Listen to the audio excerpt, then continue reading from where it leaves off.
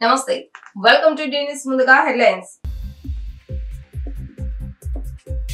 విజయవాడలో జరిగిన గణతంత్ర దినోత్సవ వేడుకలలో గవర్నర్ అబ్దుల్ నజీర్ ప్రసంగం ఎప్పట్లా కాకుండా విభిన్నంగా ఉందన్న సీఎం చంద్రబాబు నాయుడు. రాష్ట్ర ప్రజలకు వాస్తవాలు చెప్పాల్సిన బాధ్యత తనపై ఉన్నట్లే మీడియా పైన ఉందని చంద్రబాబు నాయుడు వెల్లడి. వైసీపీలో లీడర్ల కంటే లోపర్లు ఎక్కువని వైఎస్ జగన్ నియంతృత్వ విధానాలు నచ్చక ఒక్కొక్కరు వైసీపీని వీడుతున్నారన్న మైలవరం ఎమ్మెల్యే వసంత వెంకటకృష్ణ ప్రసాద్. పీజీఆర్ఎస్ కు వచ్చే అర్జీల పరిష్కార నాణ్యతలో జిల్లాను నెంబర్ 1 గా నిలిపేందుకు అధికారులు నిబద్ధతతో కృషి చేయాలన్న కలెక్టర్ లక్ష్మీషా. విజయవాడలో జరిగిన గణతంత్ర దినోత్సవ వేడుకల్లో గవర్నర్ అబ్దుల్ నజీర్ ప్రసంగం ఎప్పటిలా కాకుండా విభిన్నంగా ఉందని సీఎం చంద్రబాబు నాయుడు అన్నారు. సోమవారం అమరావతిలో ఆయన మాట్లాడుతూ గుడ్ గవర్నెన్స్ లో భాగంగా 10 సూత్రాలకు అనుగుణంగా రాష్ట్ర అభివృద్ధి కోసం చిత్తశుద్ధితో పనిచేస్తున్నామని అన్నారు. ఎప్పటికప్పుడు రాష్ట్ర ప్రయోజనాలకు వాస్తవాలు చెప్పాల్సిన బాధ్యత తనపై ఉన్నట్లు మీడియా పైన ఉందని చంద్రబాబు నాయుడు అన్నారు. శాశ్వతంగా నేను పేదవాళ్ళలో పెడతా, నీ కర్మను అనుభవించు అనే పరిస్థితి రావడం కరెక్ట్గా. సంపద సృష్టించాం, వచ్చింది నేను దోచుకుంటా, 10 రూపాయలు నీకు ఇస్తా, లేదంటే 1 రూపాయి నీకు 10 రూపాయలు నాకు. Is it right governance? Good governance is always good politics. కానీ ప్రజలను కూడా ఎడ్యుకేట్ చేయాలి. ఇంకా చాలా మంది మేము ఇంకా ఎడ్యుకేట్ చేయాలని చాలా మంది ప్రజల్ని చేద్దాం. కానీ ఎప్పటికప్పుడు వాస్తవాలు చెప్పడం నా బాధ్యత. అందుకే చెప్పాను, అట్లని చెప్పి ఏం భయపడడం లేదు. Will revive, will work hard. అందుకే నేను ఇచ్చిన విజన్ కూడా నిన్న కూడా మీరు చూస్తే గవర్నర్స్ రిపబ్లిక్ డే స్పీచ్ కూడా రొటీన్గా లేదు, చూశారు మీరు. మేము అది ఇచ్చాం ఇది ఇచ్చాం చెప్పలేదు. 10 ప్రిన్సిపల్స్తో ఏ విధంగా రాష్ట్రాన్ని ట్రాన్స్ఫార్మ్ చేస్తామో, నిన్నేం జరిగింది, ఈ రోజు ఏం జరుగుతుంది, రేపేం జరుగుతుంది, ఆ విషయాలే ప్రజలకు చెప్పాం. That is where we are educating. We are taking to the logical conclusion. వైసీపీలో లీడర్ల కంటే లోఫర్లు ఎక్కువని వైఎస్ జగన్ నియంతృత్వం విధానాలు నచ్చక ఒక్కొక్కరు వైసీపీని వీడుతున్నారని మైలవరం ఎమ్మెల్యే వసంత వెంకటకృష్ణ ప్రసాద్ అన్నారు. మైలవరం పట్టణంలోని ఎమ్మెల్యే కార్యాలయంలో సోమవారం జరిగిన మీడియా సమావేశంలో ఆయన పాల్గొని మాట్లాడారు. సీఎం చంద్రబాబు నాయుడు దావోస్ పర్యటన విజయవంతమైందని, వరల్డ్ ఎకనామికల్ ఫోరం సదస్సులో ప్రత్యేక ఆకర్షణగా ఏపీ నిలిచిందని అన్నారు. రోడ్డు నిర్మాణం శరవేగంగా జరుగుతూ ఉంది. వచ్చే మాసం లోపల ఆ రోడ్డు ప్రారంభోత్సవం కూడా జరుపుకోబోతా ఉంది. అలాగే నియోజకవర్గ వ్యాప్తంగా ఉన్నటువంటి అన్ని రోడ్లు గుంటలు పడిపోయి ఉంటే రిపేర్లు చేయడం జరుగుతూ ఉంది. మైలవరం నుంచి ఏమైతే చంద్రాల దాకున్న రోడ్డు ప్రధానంగా ఇబ్బందికరంగా ఉంది. అది గతంలో టెండర్లు అయ్యి ఆ టెండర్ లో పాల్గొన్నటువంటి వ్యక్తి పని పూర్తి చేయడానికి నిరాకరించాడు. కాబట్టి మళ్ళీ టెండర్ మార్చడమా లేకపోతే కాంట్రాక్టర్ మార్చడం అనే దాని మీద డిపార్ట్మెంట్ లో చర్చలు జరుగుతున్నాయి. త్వరలో అది కూడా పూర్తి చేసి ప్రజల ఇబ్బందుల నుంచి బయటపడేయడానికి ప్రయత్నిస్తామని చెప్పి తెలియజేస్తూ, ఏమైనా దార్శనికుడు, విజనరీ లీడరు, భారతదేశంలో ఒకనాడు ఐటీకి రూపురేఖలు ఇచ్చిన వ్యక్తి చంద్రబాబు నాయుడు గారు. ఈ రోజు ప్రపంచం 2వ దేశంలో ముందుకు సాగుతా ఉంటే ఏఐ, ఆర్టిఫిషియల్ ఇంటెలిజెన్స్ ని మళ్ళా తెర మీదకి తీసుకొచ్చి దాని ద్వారా వచ్చే అవకాశాలను ముందస్తుగానే పట్టుకొని మన రాబోయే యువతకి అవకాశాలు కల్పించడానికి, అట్లాగే మన రాష్ట్రంలో ఉన్నటువంటి ఎన్నో విషయాల్లో ముందుండే దానికోసం చంద్రబాబు నాయుడు గారు ప్రయత్నిస్తా ఉన్నారు. మీరు బాగా గమనించండి, గత ప్రభుత్వ హయాంలో ధాన్యం ఉంటే 4 నెలలకి, 3 నెలలకి, 2 నెలలకి కూడా డబ్బులు ఇవ్వని పరిస్థితి. కూటమి ప్రభుత్వంలో ధాన్యం తీసుకున్న తర్వాత కేవలం 24 గంటల నుంచి 36 గంటల లోపే, 48 గంటల లోపే డబ్బు వేసిన ప్రభుత్వం. ఎక్కడ ఇంతవరకు మాకు డబ్బు పడలేదు అకౌంట్లని ఒక్క కంప్లైంట్, నియోజకవర్గంలో ఒక్క కంప్లైంట్ కూడా రాని పరిస్థితి ఈ ప్రభుత్వంలో చూస్తా ఉన్నాం. తప్పకుండా ఈ కూటమి ప్రభుత్వంలో చంద్రబాబు నాయుడు గారు, పవన్ కళ్యాణ్ గారు, మోడీ గారి ఆశీస్సులతో కోల్పోయిన వైభవాన్ని తిరిగి ఆంధ్ర రాష్ట్రానికి వచ్చేటట్టుగా, అలాగే పెట్టుబడులు తీసుకొచ్చి రకరకాల కేంద్ర ప్రభుత్వ సంస్థలు, బీపీసీఎల్ కావచ్చు, ఎన్నో ప్రభుత్వ రంగ సంస్థలు పీజీఆర్ఎస్ కు వచ్చే అర్జీల పరిష్కార నాణ్యతలో జిల్లాను నెంబర్ 1 లో నిలిపేందుకు అధికారులు నిబద్ధతతో కృషి చేయాలని కలెక్టర్ లక్ష్మీషా ఆదేశించారు. సోమవారం విజయవాడలోని కలెక్టరేట్ లో ప్రజల నుంచి ఆయన అర్జీలు స్వీకరించారు. ప్రజల నుంచి 145 అర్జీలు స్వీకరించారు. రెవెన్యూ శాఖకు 56, పురపాలక పట్టణాభివృద్ధికి 30, పోలీస్ శాఖకు 9 అర్జీలు వచ్చాయి. పంచాయతీరాజ్ సర్వే విభాగాలకు 7 అర్జీలు వచ్చాయి.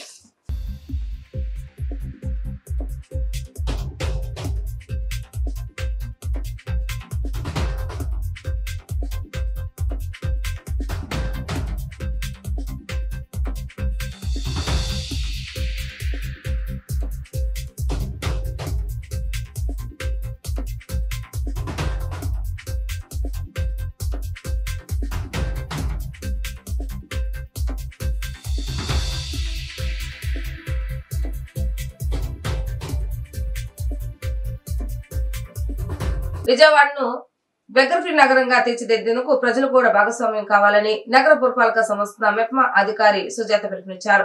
ట్రాఫిక్ సిగ్నల్స్ వద్ద యాచకులు డబ్బులు అడిగితే ఇవ్వొద్దని స్వచ్ఛంద సంస్థల ద్వారా షెల్టర్లకు తరలించాలని కోరారు.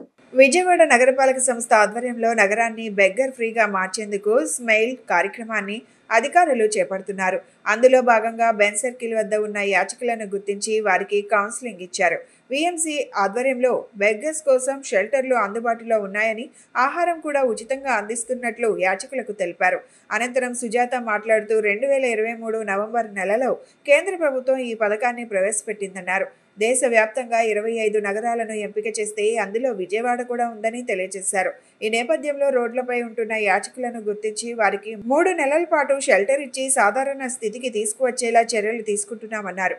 పని చేసుకుని బ్రతికేలా శిక్షణ ఇచ్చి స్వస్థలాలకు పంపుతున్నట్లు తెలిపారు.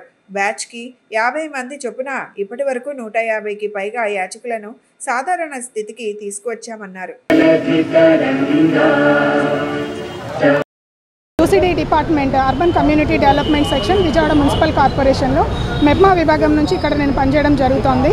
సో మనకి విజయవాడ మున్సిపల్ కార్పొరేషన్కి సంబంధించి స్మైల్ అనే ఒక ప్రాజెక్ట్ బెగ్గర్ ఫ్రీ సిటీ అనే విధంగా విజయవాడని తీర్చిదిద్దాలి అన్న ఉద్దేశంతో గవర్నమెంట్ ఆఫ్ ఇండియా వాళ్ళు ministry of social justice and empowerment నుంచి మనకి కొంత బడ్జెట్ అలాట్ చేసి ఈ బెగ్గర్స్ అందరినీ కూడా ప్రతిరోజు ఎక్కడా కూడా రోడ్ల మీద వీధుల మీద తిరగకుండా వాళ్ళు యాచించకుండా వాళ్ళని సర్వే చేసి వాళ్ళు ఎంతమంది ఉన్నారో గుర్తించి వాళ్ళని ఫ్రీ ఆఫ్ కాస్ట్లో ఫ్రీ షెల్టర్ హోమ్స్కి తరలించి వాళ్ళకి భోజనం ఇతర వసతులు అలాగే వాళ్ళకి అన్ని ట్రైనింగ్స్ కూడా ఇప్పించి ఒక 3 నెలల పాటు వీళ్ళందరినీ కూడా ఆ షెల్టర్లో పెట్టి వాళ్ళకి కౌన్సిలింగ్ ఇచ్చి వాళ్ళు ఎవరెవరు ఏమేమి పనుల్లో వాళ్ళకి ప్రాధాన్యత ఇస్తున్నారు, వాళ్ళకి ఏం పనులు వచ్చు అనే దాని మీద మేము కొంచెం కౌన్సిలింగ్ తీసుకొని ఆ కౌన్సిలింగ్ చేసిన తర్వాత వాళ్ళు ఎవరెవరు ఏ పనులు చేయడానికి ఫిట్ అవుతారో దాని ప్రకారం వాళ్ళకి జెంట్స్ ఎవరైనా కొంచెం యంగ్స్టర్స్ ఉంటే లైక్ ప్లంబింగ్, కార్పెంటరీ, అలాగే ఎలక్ట్రీషియన్ పనులు, అలాగే ఇంకా మనకి హెల్పర్స్ క్యాటరింగ్స్ చేసేటప్పుడు కుకింగ్ దగ్గర హెల్పర్స్, అలాగే లేడీస్ అయితే వాళ్ళకి ఏమైనా పూలు అల్లడము, మిషన్ నేర్పించడము ఇట్లాంటివి కూడా ఈ స్మైల్ ప్రాజెక్ట్ నుంచి ఎన్జిఓ ద్వారా ఇవన్నీ వాళ్ళకి నేర్పించి 3 నెలల పాటు వాళ్ళకి ఉచిత శిక్షణ ఇచ్చి భోజనం కల్పించి వసతులు కల్పించి తిరిగి మళ్ళీ వాళ్ళ ప్రాంతాలను యథాస్థితిగా వాళ్ళని తీసుకువచ్చి తిరిగి పంపించడం జరుగుతోంది. ఈ కార్యక్రమం గత నవంబర్ 2023 నుంచి మన కార్పొరేషన్లో జరుగుతూ ఉంది. ఇంకా కొన్ని సెంటర్స్లో మాకు బెగ్గర్స్ అనే వాళ్ళు తారసపడుతూ ఉన్నారు. వచ్చేపోయే వెహికల్స్కి అడ్డం పడటము, ఇలాగే ఆచించడం ఇలాంటివి జరుగుతోంది. గత సంవత్సరం నుంచి కూడా దీని మీద మేము అవేర్నెస్ కార్యక్రమాలు నిర్వహిస్తూ షెల్టర్స్ అనేవి రన్ చేయడం జరుగుతుంది. డైలీ పనుల మీద వచ్చే వాళ్ళకైతే మన విజయవాడ మున్సిపల్ కార్పొరేషన్ లో ఒక 4 షెల్టర్స్ రన్ చేస్తున్నాము. రేతుబద్ధీకరణ పేరుతో సచివాలయ ఉద్యోగులను కూటమి ప్రభుత్వం కుదిస్తుందని వైసీపీ నేత శివశంకర్ రెడ్డి ఆరోపించారు. సోమవారం ఆయన తాడేపల్లిలోని వైసీపీ కార్యాలయంలో మాట్లాడారు. ఒక్కో సచివాలయం నుంచి ఏ కేటగిరీలో 3, బి కేటగిరీలో 2, సి కేటగిరీలో 1 చొప్పున తొలగించేందుకు ప్రభుత్వం సిద్ధమైందన్నారు. ప్రభుత్వ నిర్ణయంతో 23,670 మంది సచివాలయ ఉద్యోగుల జీవితాలు ప్రశ్నార్థకంగా మారాయని అన్నారు. 2000 జనాభాకి మేము సేవలు అందిస్తే ఒక సచివాలయాన్ని ఏర్పాటు చేస్తే వాళ్ళు దాన్ని ఏబీసీ కేటగిరీలు చేసేసి 2500 జనాభాకి కుదిస్తూ అందులో ఉంటే 9 మంది ఉద్యోగులు జగన్ గారి ప్రభుత్వంలో ఉంటే ఈరోజు 6 మంది కుదిస్తున్నారు. అంటే ఒక సచివాలయం నుంచి ఏ కేటగిరీలో 3 ఉద్యోగులని తొలగిస్తున్నారు, అంటే సచివాలయం నుంచి తీసేస్తున్నారు. తర్వాత బి కేటగిరీ నుంచి 2 చొప్పున, తర్వాత సి కేటగిరీ నుంచి 1 చొప్పున, అంటే ఒక్కొక్క సచివాలయం నుంచి. అదేవిధంగా వార్డుల్లో కూడాను, అంటే గ్రామ సచివాలయాలు, అదేవిధంగా వార్డు సచివాలయ పట్టణ పరిధిలో కూడాను 8 మంది ఉంటే 6 మందిని, తర్వాత 8 మంది నుంచి 7 మంది, అంటే దాదాపు 23,670 మందిని ఈ యొక్క గ్రామ వార్డు సచివాలయ ఉద్యోగులని ప్రశ్నార్థకం చేస్తున్నారు. అదేమంటే వీళ్ళు చెప్పడము, ఈ హేతుబద్ధీకరణలో భాగంగా వీరందరినీ కూడా తీసేసి ఆ ఎక్సెస్ ఉండే వాళ్ళని వివిధ శాఖల్లో కలుపుతామంటున్నారు.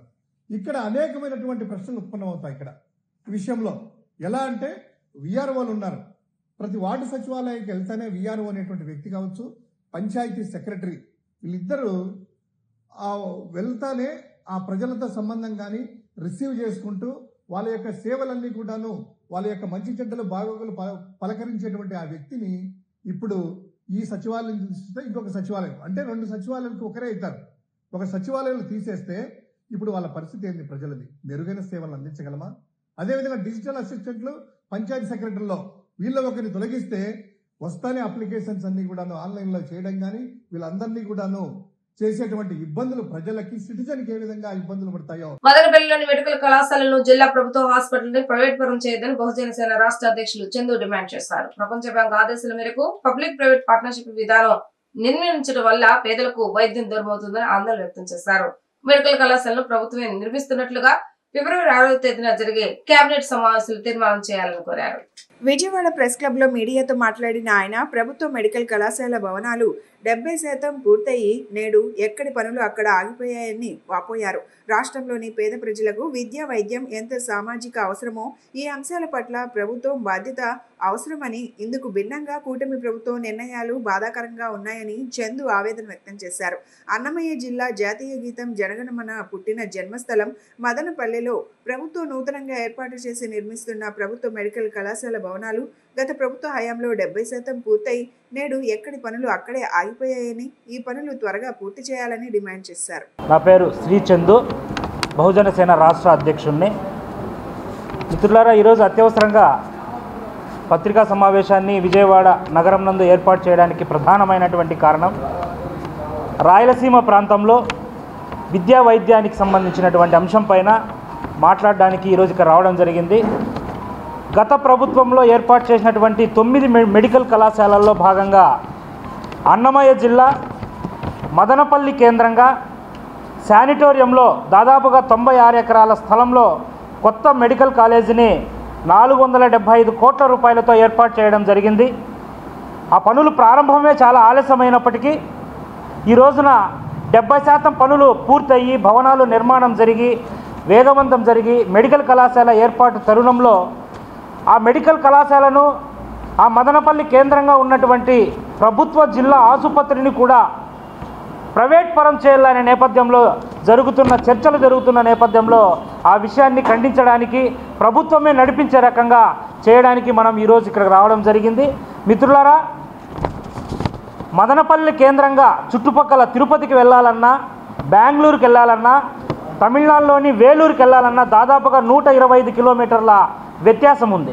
ఒక్క యాక్సిడెంట్ జరిగిన మా ప్రాంతంలో అక్కడి నుంచి ప్రాణాలు అత్యవసర చికిత్స కావాలన్నా, మెరుగైన చికిత్స కావాలన్నా మేము 125 కిలోమీటర్లు ప్రయాణం చేయాలి. ఆ 125 కిలోమీటర్ల ప్రయాణంలో వేల ప్రాణాలు ఇప్పటికే గాల్లో కలిసిపోయే చాలామంది చనిపోయారు, సరైన సమయానికి సరైన వైద్యం అందక. సో ఈ విషయాన్ని నేపథ్యంగా ఉంచుకొని ఉద్యమాల ద్వారానే మెడికల్ కాలేజీ మేము స్థాపించుకుంటే ఆ మెడికల్ కాలేజీ ఇప్పుడు వరల్డ్ బ్యాంక్ పాలసీ, ప్రపంచ బ్యాంకు పాలసీ ఏదైతే ఉందో ఆ పార్ట్నర్షిప్ ఉంది, పబ్లిక్ ప్రైవేట్ పార్ట్నర్షిప్ నేపథ్యంలో ఈ రోజున మెడికల్ కాలేజీని ప్రైవేట్ పరం చేస్తున్నారు. పోలీస్ కానిస్టేబుల్ ఉద్యోగుల ఫిజికల్ టెస్ట్ కు దూరమైన వారందరినీ అర్హులుగా గుర్తించే విధంగా ప్రభుత్వం నిర్ణయం తీసుకోవాలని డివైఎఫ్ఏ రాష్ట్ర కార్యదర్శి రామన్న రాష్ట్ర ప్రభుత్వాన్ని డిమాండ్ చేశారు. 6,000 పోలీస్ కానిస్టేబుల్ ఉద్యోగులకు ప్రిలిమ్స్ కు 4 లక్షలకు పైగా అభ్యర్థులు హాజరయ్యారని తెలిపారు. కానిస్టేబుల్స్ ఉద్యోగాల కోసం ప్రిలిమ్స్ లో అర్హత సాధించిన 6,000 మందిని ఏజ్ ఎక్కువైందని ఫిజికల్ టెస్ట్ కు దూరం చేయడంపై డివైఎఫ్ఏ ఆధ్వర్యంలో నిరసన కార్యక్రమాన్ని నిర్వహించారు. ఈ సందర్భంగా డివైఎఫ్ఏ రాష్ట్ర కార్యదర్శి రామన్న మాట్లాడుతూ 95,000 మంది ప్రిలిమ్స్ పరీక్ష పాస్ అయి ఫిజికల్ టెస్ట్ కు అర్హత సాధించారని, ప్రస్తుతం జరుగుతున్న ఫిజికల్ టెస్ట్ లో ప్రిలిమ్స్ పాస్ అయిన 6,000 మంది అభ్యర్థులను ఏజ్ ఎక్కువైందని అనర్హులుగా ప్రకటించడం చాలా దారుణమని ఆవేదన వ్యక్తం చేశారు. 2 సంవత్సరాలు ఫిజికల్ టెస్ట్ నిర్వహించకుండా కాలయాపన చేసింది ప్రభుత్వమేనని ప్రశ్నించారు. ప్రభుత్వం తీసుకున్న చర్యలకు నిరుద్యోగులకు శాపంగా మారిందని తెలిపారు. ప్రిలిమ్స్ ఎగ్జామ్స్ రాసినప్పుడు తమ అందరికీ ఏజ్ అర్హత ఉందని నిర్వహించారు. ఇప్పుడు ఏజ్ ఎక్కువైందని ఫిజికల్ టెస్ట్ కు ఎంపిక చేయకపోవడం అన్యాయంగా ఉందని అన్నారు. తక్షణమే ప్రభుత్వం వీరందరినీ అర్హులుగా ప్రకటించాలని డిమాండ్ చేశారు.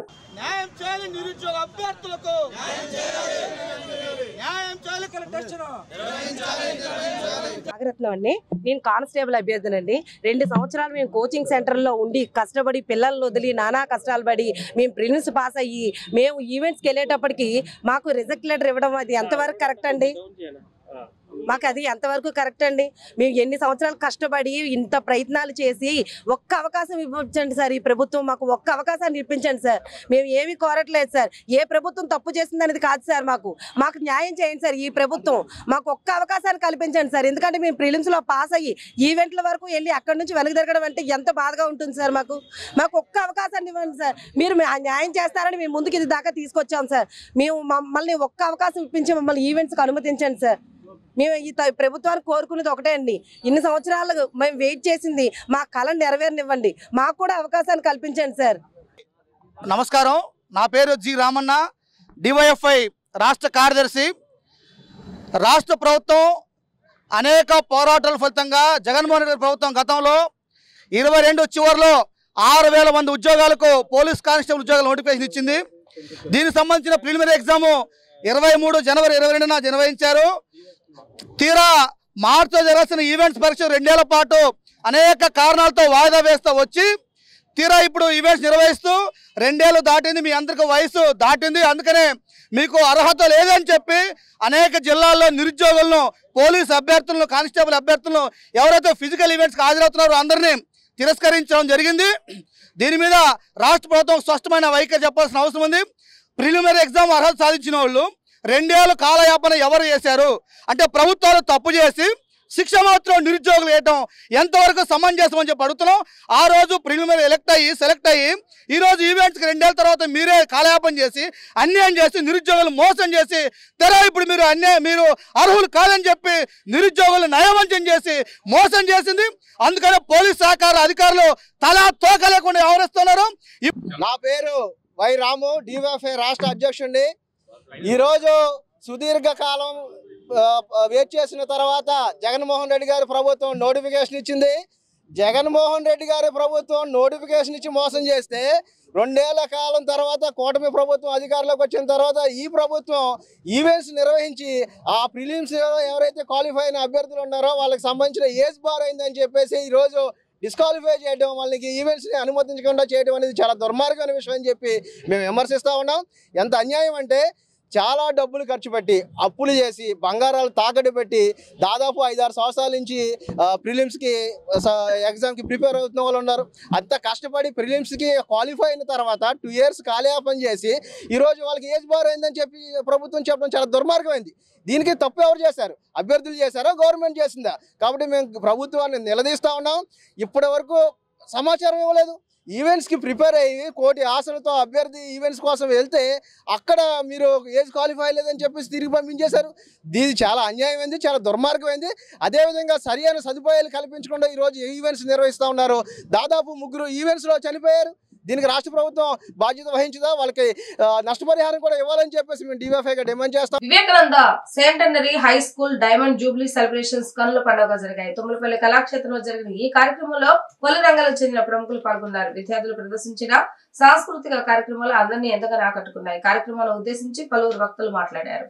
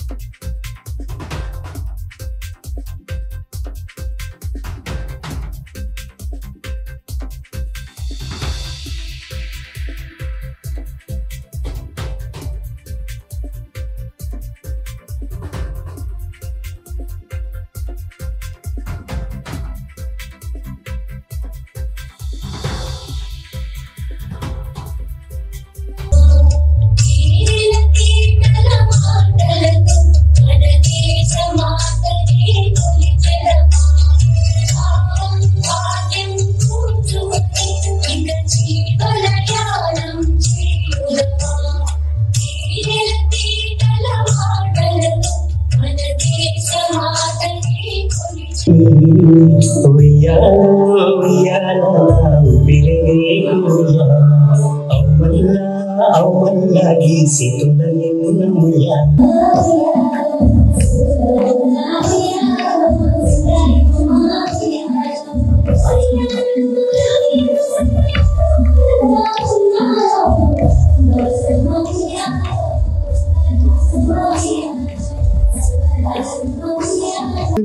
యాజమాన్యంలో వివేకానంద సీనియర్ హై స్కూల్ 1964-65 విద్యా సంవత్సరంలో ప్రారంభించి ఈ సంవత్సరానికి 60 ఏళ్ళు పూర్తి చేసుకుంది.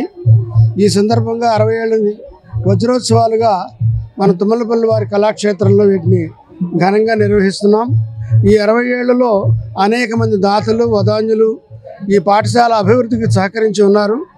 అనేక తరగతి గదుల నిర్మాణము, కార్పొరేట్ స్కూల్స్కు తగ్గని రీతిలో ప్రతి క్లాస్ రూమ్లోనూ చక్కటి వెలుతురు వచ్చే ఫ్యాన్లు కానివ్వండి, మంచి వాళ్ళకి ఇన్ఫ్రాస్ట్రక్చరు, మంచి ల్యాబు, తర్వాత కంప్యూటర్ రూము అన్నీ ఇలాంటివన్నీ కూడా దాతల సహకారంతో ఈ 60 సంవత్సరాల సుదీర్ఘ చరిత్రలో ఏర్పాటు చేయడం జరిగింది.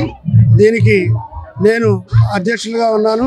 మా పక్కన ఉండేవారు అప్పలరాజు గారు, వారు జాయింట్ సెక్రటరీ, దుర్గాప్రసాద్ గారేమో సెక్రటరీగా ఉన్నారు. దీనికి అనేక మంది దీనికి సహకరించి ఉన్నారు. వారందరికీ ఈ వజ్రోత్సవ సందర్భంగా పేరు పేరున వారికి ధన్యవాదాలు తెలియజేస్తున్నాం.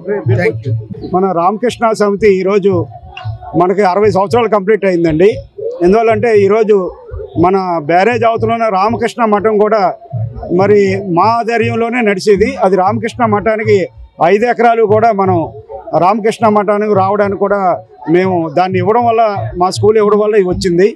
మా గౌరవాధ్యక్షులు గంగరాజు గారి ఆధ్వర్యంలో మన ఈరోజు స్కూల్లో మన 2 క్యాంపస్లో కలిపి ఒక 2000 మంది పేదవారు చదువుకుంటున్నారు. ఈరోజు ఏంటంటే నార్మల్ ఫీజు తోటి ఇలా చదువుకుంటున్నారు. అలాగే ఇలా తల్లిదండ్రులు చనిపోయిన పిల్లలకు కూడా మనం ఉచితంగా చదువు అందజేస్తున్నాం ఈరోజు. అలాగే ఈరోజు ఒక 2000 మంది మెరిట్ అయిన చదువుతున్నారని అంటే మాత్రం ఇలా మా ఉపాధ్యాయులు, మా ప్రధాన ఉపాధ్యాయులు ఎంతో బాగా కృషి చేస్తున్నారు. దాని సందర్భంగా ఈ 60 సంవత్సరాలు పూర్తయిన సందర్భంగా ఈరోజు ఈ వేడుకలో ఈ తుమ్మలపల్లి కళాక్షేత్రంలో జరుగుతుందండి. ఎందువల్లంటే దీనికి సహకరించిన దాతలందరూ కూడా చాలా చాలా గొప్పవాళ్ళు. ఎందువల్లంటే దాతల సపోర్ట్ తోటే ఈ స్కూల్ నడుస్తుందండి. ఆ విధంగా సహకరించిన అందరికి కూడా నేను ప్రత్యేకంగా ధన్యవాదాలు తెలియజేస్తున్నాను. త్వరలో మీ ఇంట్లో అశుభం జరుగుతుంది, శాంతి పూజలు ప్రముఖ దేవాలయాల్లో చేస్తారు అనే గ్రామస్తులకు మాయమాటలు చెప్పి మోసం చేసి డబ్బులు తీసుకొని ఉడాయించే దొంగ స్వామీజీని ఎట్టకేలకు అరెస్టు చేశారు చాట్రాయి పోలీసులు.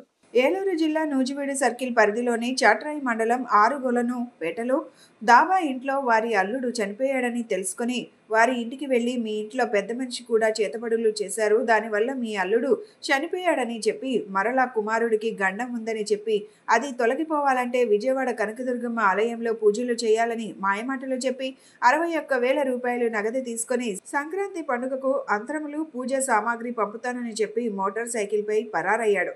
అంతేకాకుండా గతంలో 8 నెలల క్రితం నూజివీడు మండలం పోతిరెడ్డిపల్లి గ్రామంలో ఓ ఇంటికి వెళ్లిన స్వామీజీ మీ చిన్న కొడుకు జీవితం బాగలేదు, అతనికి శాంతి పూజలు చేయాలి, సమ్మక్క సారక్క దేవాలయంలో చేస్తే అతని జీవితం బాగుంటుందని మాయమాటలు చెప్పి 26,400 నగదు తీసుకొని పరారయ్యాడు.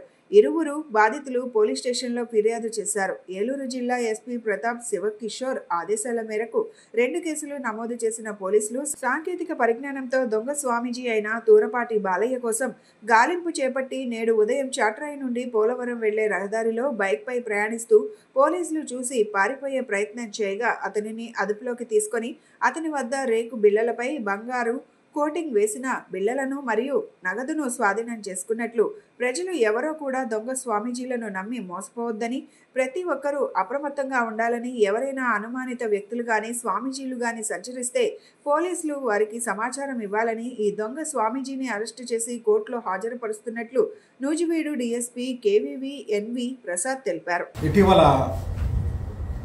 మన చాట్రాయి మండలంలో ఆరుగొలను విలేజ్లో ఒక నకిలీ స్వామీజీ ఒక డాబా ఇంట్లోకి ప్రవేశించి ఆ ఇంటికి శని పట్టుకుంది. ఆ శని వల్ల ఆ యొక్క అల్లుడు గారు చనిపోతారు, ఆ ఇంటికి ఉన్న అల్లుడు గారు చనిపోతారు, అలాగే పిల్లాడు కూడా చనిపోయే అవకాశం ఉందని చెప్పి ఆ యొక్క లోపల ఉన్న మహిళల్ని భయపెట్టి ఇది కనకదుర్గమ్మ తల్లి యొక్క యంత్రాలు పెట్టి పూజ చేస్తే దానివల్ల అతనికి వాళ్ళకి ఆ యొక్క అపాయం తప్పుతుందని, ఆ ఫ్యామిలీ సురక్షితంగా ఉంటుందని చెప్పి మాయమాటలు చెప్పి వాళ్ళ దగ్గర నుంచి 61,000 రూపాయలు తీసుకొని మళ్ళీ అక్కడి నుంచి ఉడాయించడం జరిగింది. అలాగే ఇంతకు ముందు కూడా అంటే దగ్గర 8 నెలల క్రితం మన నూజివీడు రూరల్ ప్రాంతంలో పోతిరెడ్డి గ్రామంలో కూడా ఈ సమ్మక్క సారక్క పూజలు చేస్తామని చెప్పి నమ్మించి ఒక 26,400 రూపాయలు ఆ విధంగా వాళ్ళ దగ్గర నుంచి తస్కరించడం జరిగింది.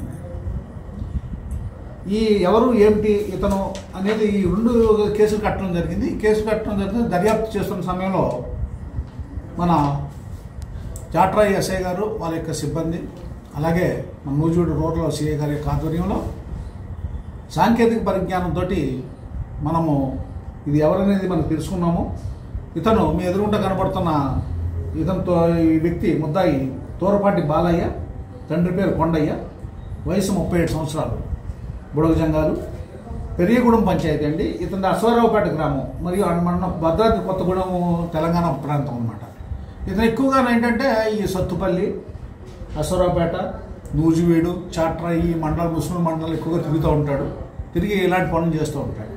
దాని మీద ఏంటంటే మనకు తెలిసి 2 కేసులు రిజిస్టర్ అయ్యి ప్రజలు ఇచ్చిన రిపోర్ట్ మీద పట్టణాలలో 2 సెంట్లు, గ్రామాల్లో 3 సెంట్లు ఇళ్ల స్థలాలు ఇవ్వాలని చేసిన కేబినెట్ తీర్మానం వెంటనే అమలు చేయాలని, టిడ్కో గృహాల లబ్ధిదారులకు కేటాయించాలని సిపిఐ ఎన్టీఆర్ జిల్లా కార్యదర్శి దున్నపూడి శంకర్ రాష్ట్ర ప్రభుత్వాన్ని డిమాండ్ చేస్తారు. సోమవారం దాసరభవన్ వద్ద జరిగిన విలేకరుల సమావేశంలో శంకర్ మాట్లాడారు. రాష్ట్ర మంత్రివర్గంలో జనవరి 17న చేసిన తీర్మానం ప్రకారం పట్టణాలలో 2 సెంట్లు, గ్రామాలలో 3 సెంట్లు ఇళ్ల స్థలాల మంజూరు కోసం చేసిన కేబినెట్ తీర్మానాన్ని వెంటనే అమలు చేయాలని, పేదవాడి సొంతింటి కల సాకారం చేయడానికి కట్టిన టిడ్కో గృహాలు తక్షణమే మౌలిక సదుపాయాలని కల్పించి లబ్ధిదారులకు ఇవ్వాలని దోనెపూడి శంకర్ కోరారు. అలాగే రాష్ట్ర ప్రభుత్వం ఇళ్ల నిర్మాణాల కోసం ప్రకటించిన 1,80,000 ఆర్థిక సాయం సరిపోదని, ప్రస్తుతం పెరిగిన సామాగ్రి ధరల భారం రీత్యా 5 లక్షలకు పెంచి మంజూరు చేయాలని కోరుతూ సిపిఐ రాష్ట్ర సమితి పిలుపులో భాగంగా ఈ నెల 27 నుండి 9వ తేదీ వరకు ఎన్టీఆర్ జిల్లా వ్యాప్తంగా అన్ని మండల రెవెన్యూ, ఆర్డీఓ కార్యాలయాల ముందు ఇళ్ల లబ్ధిదారులందరితో వినతి పత్రాల సమర్పణ కార్యక్రమంలో భాగస్వాములు కావాలని కోరారు. ఇళ్ల నిర్మాణాలు పూర్తయి సంవత్సరాలు గడిచినా లబ్ధిదారులకు కేటాయించకపోవడంతో చెత్తా చెదారంతో, క్రిమి కీటకాలతో చెదలు పట్టి పాడైపోతున్నాయని, తత్సారం జరిగితే ప్రభుత్వానికి లబ్ధిదారులకు నష్టం వాటిల్లే ప్రమాదం ఉందని స్పష్టం చేశారు. ఈ నేపథ్యంలో 28వ తేదీన తిరువూరు ఆర్డీఓ వద్ద అర్జీదారులతో వినతి పత్రాల సమర్పణ కార్యక్రమానికి సిపిఐ రాష్ట్ర కార్యదర్శి కె రామకృష్ణ పాల్గొంటారని, 7వ తేదీన జగ్గయ్యపేట, నందిగామ, విజయవాడ నగరాలలో అర్జీదారులతో వినతి పత్రాల సమర్పణ కార్యక్రమంలో పెద్ద ఎత్తున పాల్గొని జయప్రదం చేయాలని, పార్టీ శ్రేణులంతా ఇళ్ల లబ్ధిదారులతో తోడుండాలని, పట్టణాలలో 2 సెంట్లు, గ్రామాలలో 3 సెంట్లు ఇండ్ల స్థలాల రాష్ట్ర కేబినెట్ అమలు చేయాలని, టిడ్కో గృహాలను లబ్ధిదారులకు కేటాయించాలని, ఇళ్ల నిర్మాణానికి 5 లక్షల ఆర్థిక సాయం మంజూరు చేయాలని కోరుతూ వినతి పత్రాలు రాయించి ప్రభుత్వ కార్యాలయాల్లో ఇచ్చేందుకు సహకరించాలని, పై కార్యక్రమాలను జయప్రదం చేయాలని శంకర్ పిలుపునిచ్చారు. ఈ సమావేశంలో సిపిఐ జిల్లా కార్యవర్గ సభ్యులు బుట్టి రాయప్ప, పరుచూరి రాజేంద్రబాబు పాల్గొన్నారు. మీరు ఎన్నికల వాగ్దానం అమలు చేశారు, దానికి అనుగుణంగా కేబినెట్ తీర్మానం ఇచ్చేశారు. కాబట్టి తక్షణమే కేబినెట్ తీర్మానాన్ని అమలు చేయమని చెప్పి ఈ సందర్భంగా మేము డిమాండ్ చేస్తున్నాం. అందువల్లనే సిపిఐగా ఈ రోజున పేదవాడి సొంత ఇంటికల సహకారం కావాలి. దానికి అనుగుణంగా ముఖ్యంగా అలాగే నిర్మాణ వ్యయం పెరిగిపోయినటువంటి నేపథ్యంలో ఇళ్ల నిర్మాణానికి 5 లక్షల రూపాయలు మంజూరు చేయాలని కూడా ఈ సందర్భంగా డిమాండ్ చేస్తున్నాం. గతంలో 1,80,000 మాత్రమే ఇచ్చారు, ఇప్పుడు 5 లక్షల రూపాయలు ఇవ్వాలని చెప్పేసి డిమాండ్ చేస్తూ ఈ నెల 27 నుంచి 29 వరకు రేపు తిరువూరులో 28వ తేదీన అర్జీదారులతో ఆర్టీఓ కార్యాలయం నుండి పెద్ద ఎత్తున వినతి పత్రాల సమర్పణ కార్యక్రమం జరుగుతుంది. ఈ కార్యక్రమంలో సిపిఐ రాష్ట్ర కార్యదర్శి రామకృష్ణ గారు కూడా పాల్గొంటున్నారు. అలాగే 7వ తేదీన జగ్గయ్యపేట, నందిగామ, అలాగే ఇంకా అనేక విజయవాడ లాంటి ప్రాంతాల్లో పెద్ద ఎత్తున ఈ సందర్భంగా ఈ అర్జీదారులతోటి ఇప్పటికే ఆల్రెడీ విజయవాడలో వేలాది మందితోటి అర్జీదారుల సమర్పణ కార్యక్రమం జరిగింది. కాబట్టి మిగతా ప్రాంతాల్లో కూడా ఈ అర్జీదారుల వినతి పత్రాలు కేబినెట్ తీర్మానాన్ని తక్షణమే అమలు చేయాలి, మేనమేషాలు లెక్క పెట్టకుండానే దానికి ఎన్టీఆర్ జిల్లా వ్యాప్తంగా 27 నుంచి 29 ఫిబ్రవరి 9 వరకు సాగే అర్జీదారుల వినతి పత్రాల సమర్పణ కార్యక్రమంలో అన్ని పార్టీ శ్రేణులు అర్జీదారులు పెద్ద ఎత్తున పాల్గొవాలని చెప్పి సిపిఐగా డిమాండ్ చేస్తున్నారు. వార్త ముగించే ముందు హెడ్లైన్స్ మరొకసారి. విజయవాడలో జరిగిన గణతంత్ర దినోత్సవ వేడుకలలో గవర్నర్ అబ్దుల్ నజీర్ ప్రసంగం ఎప్పట్లా కాకుండా విభిన్నంగా ఉందన్న సీఎం చంద్రబాబు నాయుడు. రాష్ట్ర ప్రజలకు వాస్తవాలు చెప్పాల్సిన బాధ్యత తనపై ఉన్నట్లే మీడియా పైన ఉందని చంద్రబాబు నాయుడు వెల్లడి.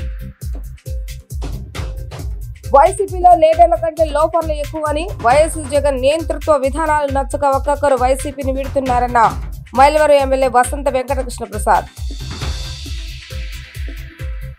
పీజీఆర్ఎస్ కు వచ్చే అర్జీల పరిష్కార నాణ్యతలో జిల్లాను నెంబర్ 1 గా నిలిపేందుకు అధికారులు నిబద్ధతతో కృషి చేయాలన్న కలెక్టర్ లక్ష్మీష. ఇవి ఈ రోజు వార్తా విశేషాలు. మళ్ళీ తిరిగి ప్రసారమైన వార్తలు మళ్ళీ కలుద్దాం. అందుకు సెలవు. నమస్కారం.